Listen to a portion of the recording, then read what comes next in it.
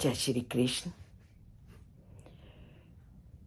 माता पिता संतान को या भाई भाई को या भाई अपने से छोटे जिसको भी समझाता है और बहुत देर तक समझाने के पश्चात जब उसको देखता है कि अभी भी बात उसको समझ में नहीं आ रही और वह विषय को छोड़ करके समाज में सामान्य तौर तरीकों के माध्यम से अपने छोटे भाई को और पिता अपने पुत्र को या अपनी संतान को अनेक सामाजिक मान सम्मान के उदाहरणों को दे करके उसे सही रास्ते पर लाने का प्रयत्न करते हैं।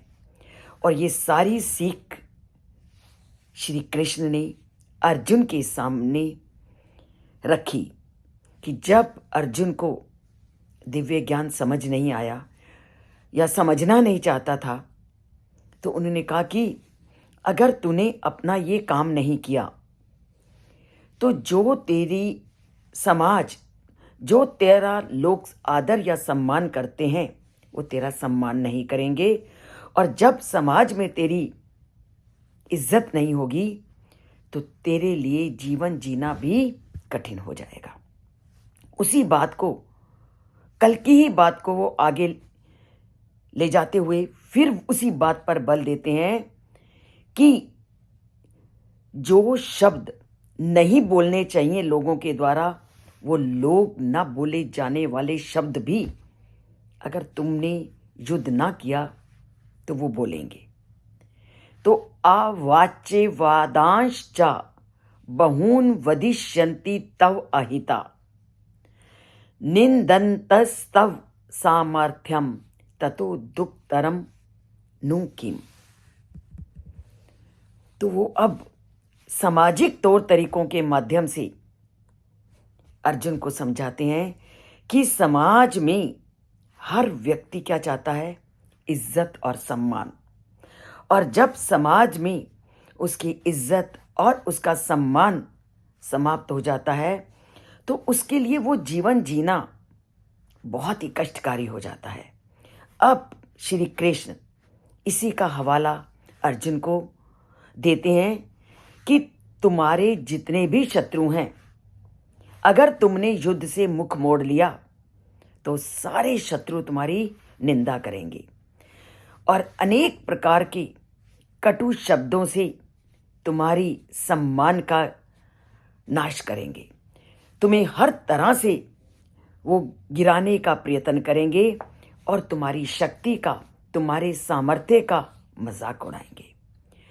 और जब शत्रु के लोग तुम्हारी शक्ति का, तुम्हारे ऐश्वर्य का, तुम्हारे सामर्थ्य का, तुम्हारा मजाक उड़ाएंगे तो उस समय जो तुम्हें पीड़ा होगी तो उस पीड़ा का जो अनुभव है तुम नहीं कर सकोगे, उस पीड़ा को तुम सहन नहीं कर सकोगे। क्योंकि अगर अर्जुन युद्ध से भागता है तब न केवल युद्ध में जितने लोग इकट्ठे हुए हैं केवल वही लोग और वही योद्धा अर्जुन के मान और सम्मान को कम नहीं करेंगे, अपितु उसको बहुत तुच्छ और कायर समझेंगे। और उनके अलावा समाज में जो अन्य लोग हैं वो भी अर्जुन को अनेक निंदनीय शब्दों से उसको प्रतिपल पीड़ा और कष्ट पहुंचाएंगे। अर्थात जब व्यक्ति की निंदा होती है तो जिसकी निंदा होती है वो अपने मन में ये सोच के देखे कि दूसरे व्यक्ति के सामने उसका खड़ा होना दूभर हो जाता है। जब कभी कोई गलती हो जाती है व्यक्ति से और वो गलती जब लोगों के सामने आ जाती है और लोग उस गलती को जब उसे बताते हैं तो उस समय जिसने गलती की होती है उसका सामना करना उसके लिए बहुत मुश्किल हो जाता है और ऐसा हम समाज में देखते हैं, क्योंकि सभी लोग किसी न किसी कार्य में लगे हुए हैं, और कार्य में जब गलती हो जाती है और कार्य का मुखिया जब उस गलती को लेकर उसके मान और सम्मान को प्रताड़ित करता है, तो उस समय उस व्यक्ति का मन में क्या विचार होता है कि मैं अभी यहाँ डूब मरूं, क्योंकि मैंने इतनी बड़ी गलती कैसे कर दी। तो जब व्यक्ति का मान और सम्मान डगमगाता है, मान और सम्मान हिलता है, तो उस समय समाज में उसके जीना बहुत दुर्भर और बहुत कष्टमय स्थिति वाला हो जाता है। तभी उन्होंने कहा आवाच्य वादांश चा, कि वो ऐसे ऐसे शब्द आहिता तुम्हारे शत्रु बोलेंगे कि वैसे कटु शब्दों को सहन करना तुम्हारे लिए बहुत मुश्किल हो जाएगा, और वो तुम्हारे लिए नपुंसक इत्यादि शब्दों का भी प्रयोग कर सकते हैं, जो तुम्हें सबसे अधिक पीड़ा पहुंचाने वाले होंगे। और दुर्योधन की मनोवृत्ति को तो सभी जानते हैं। अगर अर्जुन इस युद्ध से भाग जाता है तो दुर्योधन किस प्रकार कटु वचनों से और अपशब्दों से उसका तिरस्कार करेगा, उसका अनुमान लगाना कठिन है। वो अर्जुन को इस तरह से अपमानित करेगा कि अर्जुन अपनी ही नजरों में बुरी तरह से गिर जाएंगे। तो जब व्यक्ति धर्म के विरुद्ध या ना कोई ऐसा कार्य करता है जो उसके मान और मान हानि करता है, तो उस मान हानि को जो व्यक्ति सहता है वो केवल वही उसका वर्णन कर सकता है, दूसरा उसका अनुमान ही नहीं लगा सकता। कि जब एक बार व्यक्ति का सम्मान खो जाता है तो समाज उसके साथ कैसा व्यवहार करता है। और ये समाज में आप बदलती हुई परिस्थितियों के माध्यम से भी आप जान सकते हो। और कभी ना कभी जीवन में ऐसी परिस्थिति का सामना व्यक्ति को करना पड़ जाता है कि जब उसके मान को भी हानि पहुंचने की संभावना हो जाती है।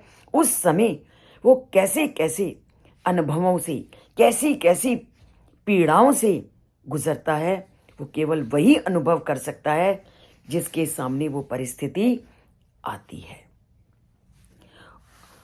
और अर्जुन को इसी परिस्थिति का श्री कृष्ण बार बार स्मरण करवाते हैं, और व्यंग्यपूर्ण कथन व्यक्ति के लिए कितने दुखदायी होते हैं उसका उसे बोध कराते हैं। तो परमपिता परमात्मा हर समय व्यक्ति को उसके सही और गलत का रास्ता दिखाते हैं। अब ये व्यक्ति पर निर्भर है कि वो उनमें से किसका चयन करता है। रास्ता दिखाना उनका कर्तव्य है और उस रास्ते का चयन करना हमारा कर्तव्य है। तो अपने कर्तव्य से हम कभी मुख ना मोड़ें और कभी भी कोई ऐसा कार्य ना करें कि हमारे मान को हानि पहुंचे, और मान हानि के बाद समाज में हमें उस अनुभव का सामना करना पड़े जो समाज में हमारे जीवन को दूभर कर दे। तो इसके लिए उस परमपिता परमात्मा से हम नाता जोड़ते हैं, उनके कथनों के अनुसार अपनी जीवन को चलाने का प्रयत्न करते हैं और प्रतिपल उनके कहे कथनों से अपने जीवन को चलाने का अभ्यास करते हैं। और ये तभी होगा जब गीता के चैनल से आप जुड़ेंगे, उनके कथनों को सुनेंगे और उसी के अकॉर्डिंग अपनी जीवन को चलाएंगे। तो चलाते हैं उस परमपिता परमात्मा के गीता के वचनों को अपने जीवन में धारण करके, और इस चैनल के साथ जुड़कर और चैनल को लाइक करके, क्योंकि लाइक करना भी परमात्मा के साथ जुड़ने का एक साधन है।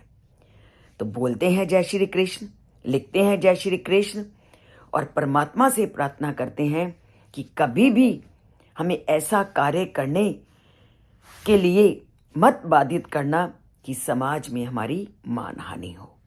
मान को हमारे बनाए रखना, सत्कर्मों में लगाए रखना। जय श्री कृष्ण।